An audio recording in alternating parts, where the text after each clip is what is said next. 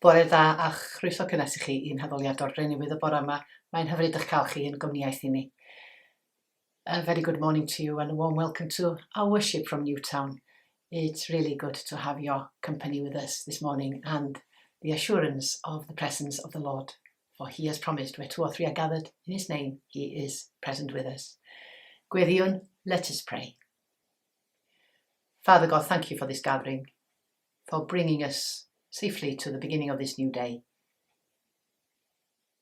Pray for one another, for family, for friends, for those associated in any way to us in life, and pray indeed for our community, our country, and for the whole world, especially praying at this time for the plight of those suffering in India, those who are helping, those who are encouraging those who are dying, those who are ill. Father God, bring them peace and healing and the much needed oxygen and vaccine. May we, Lord, never be complacent. May we always have serving hearts and compassionate hearts. Amen.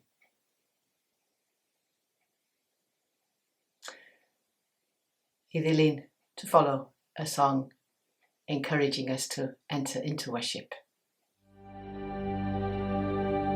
Light of the world, you step down into darkness. Open my eyes, let me see beauty that made this heart adore you. Hope of a life spent with you. Here I am to worship, here I am to bow down, here I am to say that you're my God. You're altogether lovely, altogether worthy, altogether wonderful to me.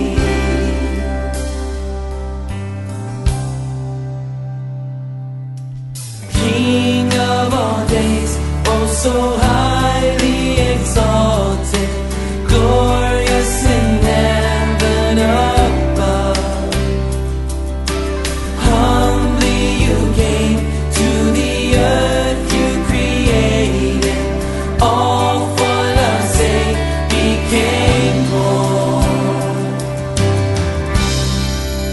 Here I am to worship, here I am to bow down, here I am to say that you're my God.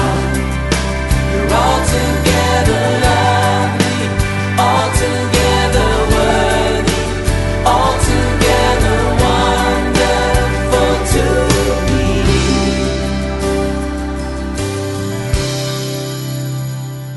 I'll never know how much it cost to see my sin upon that cross.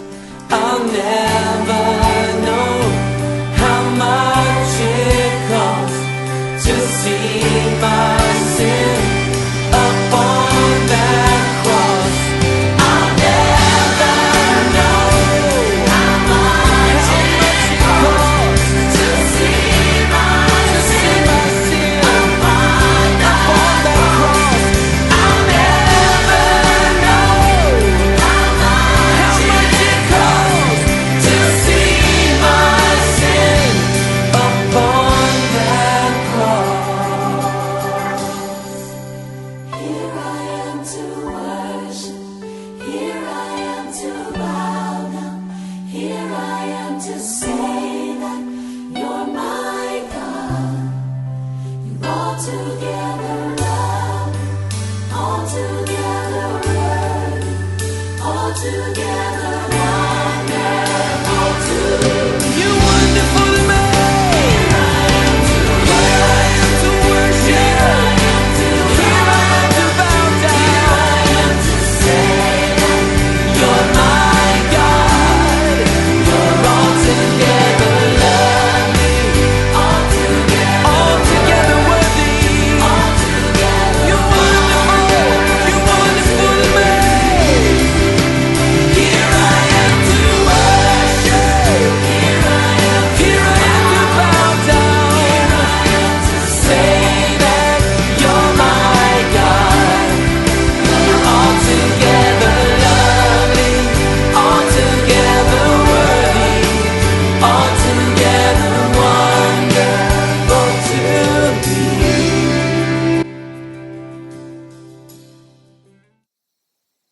2005, the guest speaker at the Stanford University graduation service talked about how to live before you die.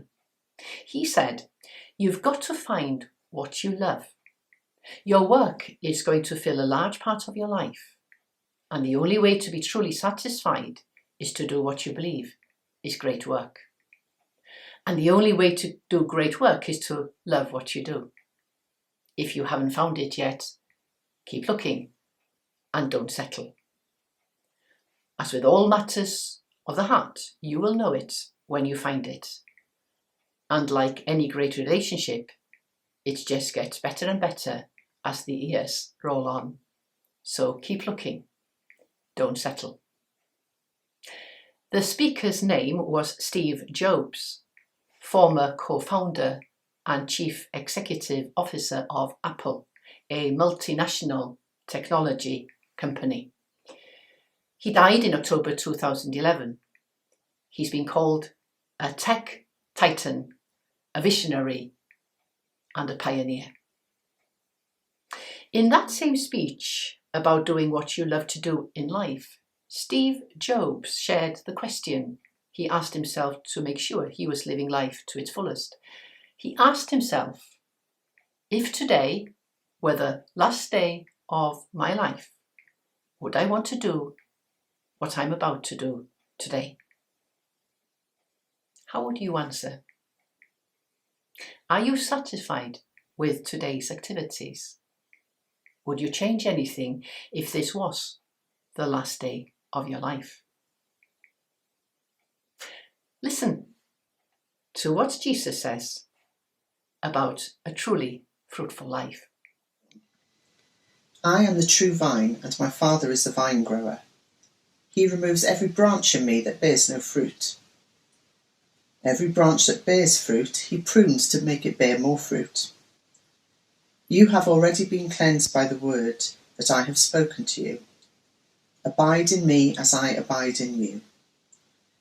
Just as a branch cannot bear fruit by itself unless it abides in the vine, neither can you unless you abide in me. I am the vine, you are the branches. Those who abide in me and I in them bear much fruit, because apart from me you can do nothing.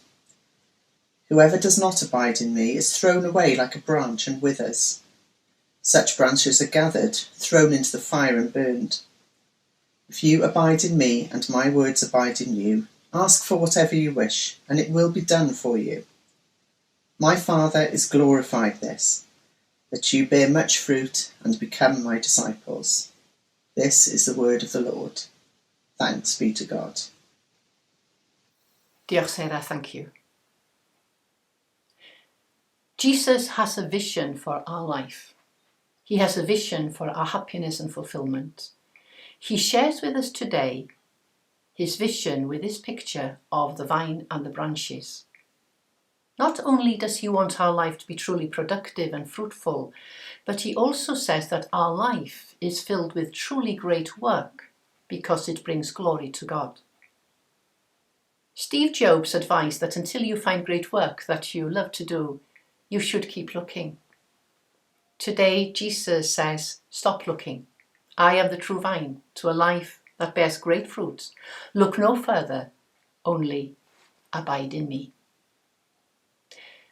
There are many references to the image of the vine and vineyard in the Old Testament. The prophets, Isaiah, Jeremiah, Ezekiel, Hosea, all refer to the vine as being the community which is often not up to the challenge of being God's people in harmony. The vine is therefore destroyed. In today's gospel, Jesus, not the community, is the vine which is always true, and we are the branches. Therefore, if some branches do not produce fruit, the vine as a whole does not die. In this evolution of the image, the plant is indestructible. The community will live on. But what about the withered branches that do not live up to the challenge? Who are they? We may be tempted to point a finger here, But let us first look in the mirror. The truth is that each one of us have fruitful branches as well as withered branches within ourselves. The pruning is not the destruction of certain individuals in the fire.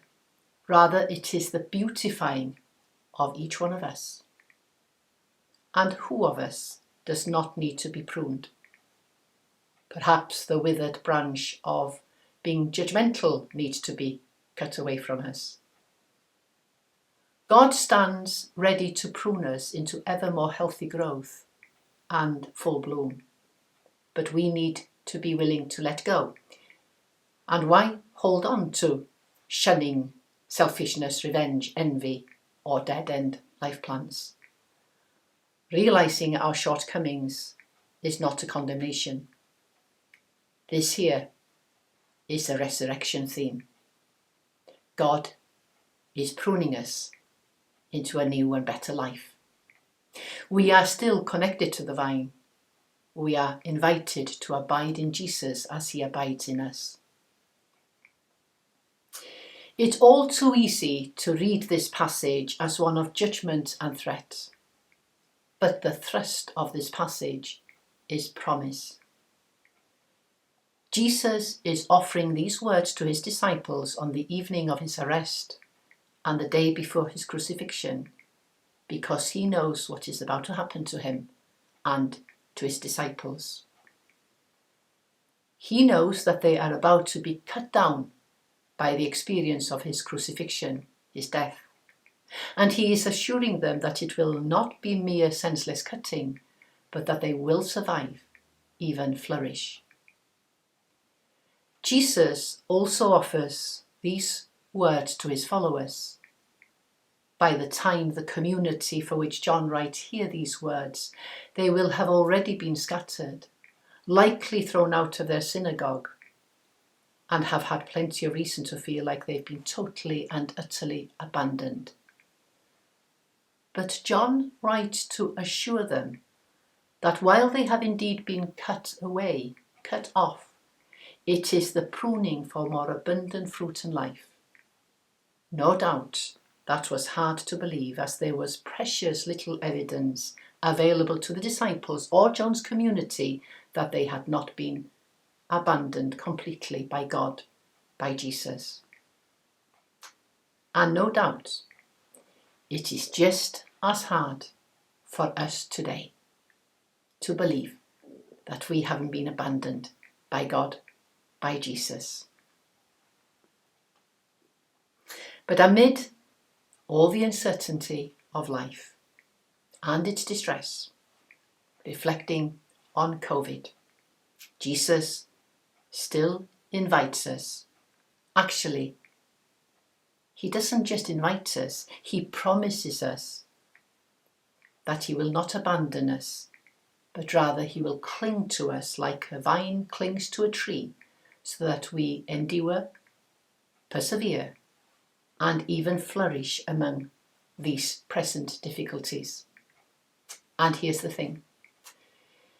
If Jesus had only said, "Abide in me or else," that would be a different matter, but he doesn't say that. He says, "Abide in me as I abide in you." This is more than good advice. This is more than an invitation. This is a promise that no matter what happens, Jesus will be with us. That no matter what happens, Jesus will hold on to us. That no matter what happens, God in Jesus will bring all things to a good end. Thanks be to God. Amen.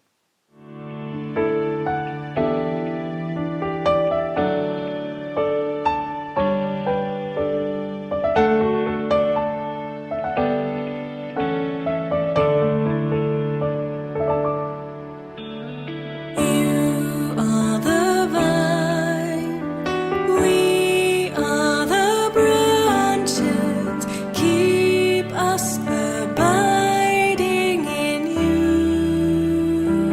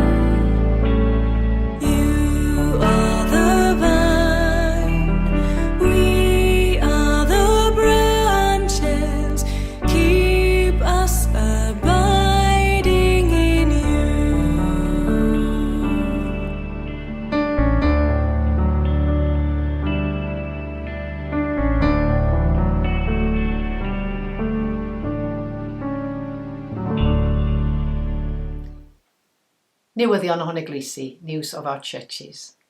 Well, plans are underway now to resume worship in our churches, hopefully as from Pentecost Sunday. What a wonderful occasion and opportunity to celebrate the birthday of the Christian Church by returning to worship in our church, remembering that the work of the church is out in our community. The winners of the Easter competition, Dosbarth 1, Class 1 of St Mary's Catholic Church, have received their book token and a certificate, and here they are, all smiling, and congratulations to them, and thank you for participating in the competition. We'll be led in prayer today by Peter and Pam Thompson. Please may I ask you to hold these people and situations in your prayers this coming week. Please continue praying for the soul of Jean Atkinson, for her husband Neil, her daughters Joanne and Lisa, and the grandchildren George and Joey, and all the family.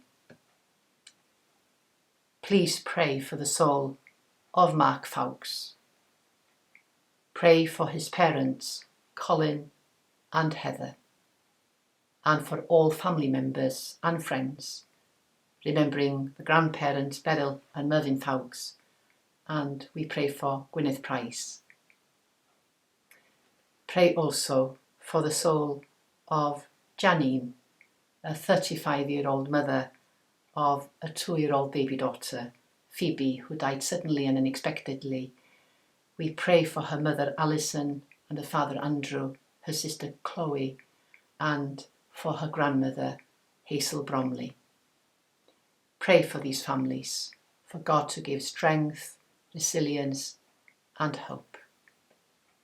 We continue in our prayer for Carlos and Evie and baby Ronnie, for Chris Williams, for Richard Jones as he awaits his operation, for Nikki, Tilly, Freya, Joel and Harvey, for my sister Leslie, for Martin Beck, for his son Patrick and Lynn, for Jane Deas Hinch and Rob, for Barbara Ashton and Alan, for Jean Jones, for Arwyn and Esther and Marian, for Boris and Margaret, and for Gareth Edwards. Prayers also for all patients and staff at Newton Hospital and the residents and staff at Llysglan yr Afon, Bethshan, The Oaks and Plas Caicrwn. Pray. Lord God, we ask you to give us grace to not only listen to your word in the Bible, but also to carry out what you want us to do, to love one another as we live the way you want us to, and to obey your commandments. Lord, in your mercy, hear our prayer. Heavenly Father, we bring before you all those who lead us in our churches, in our communities, in the country and in the world. Guide them with your wisdom, give them humility to serve and reveal to them the injustices that need to be challenged. We pray especially for Nia and Jeanette and all political leaders as the elections take place this coming Thursday. Lord, in your mercy, hear our prayer.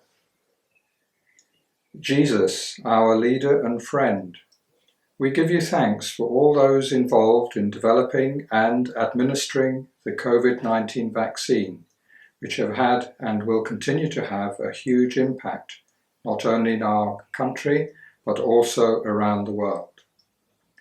We pray especially for those countries where there has been a surge in infections and ask for a rapid reduction in cases.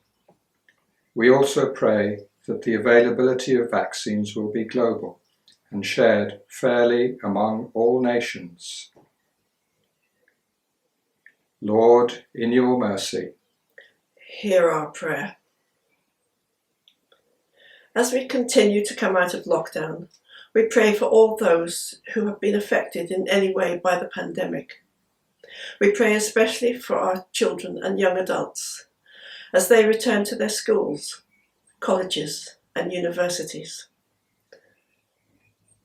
We continue to pray for all those who are ill, those who have been bereaved, and those mentioned by Nia. We pray for those known to us personally, and we name them in the silence of our hearts.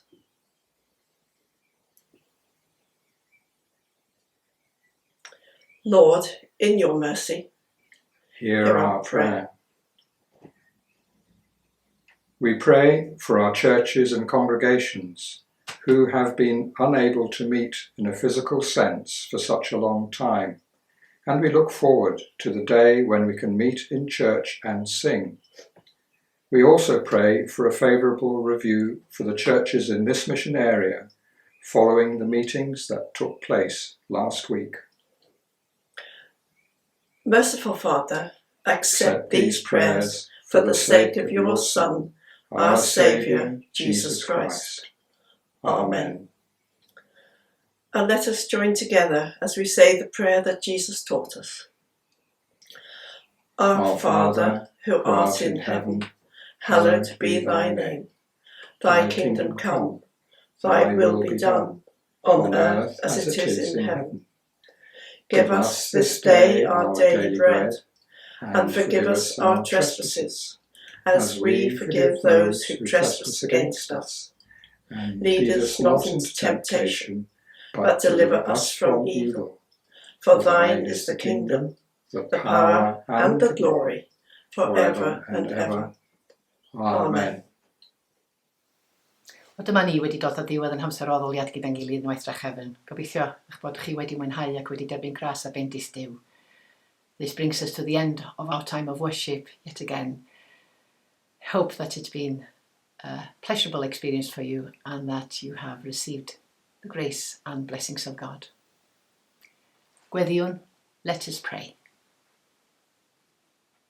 Father God, the resurrection of your Son has given us new life and renewed hope.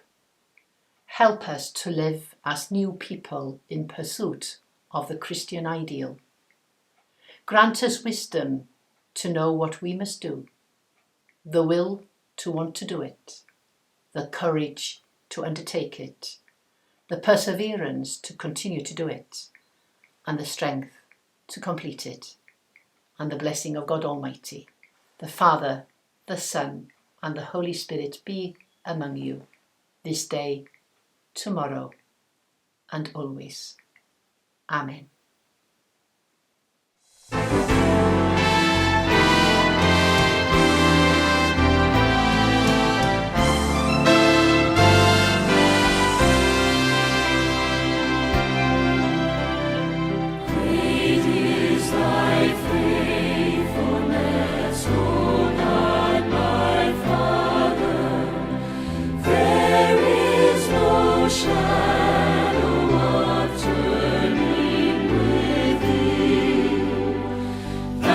Changes not thy compassion.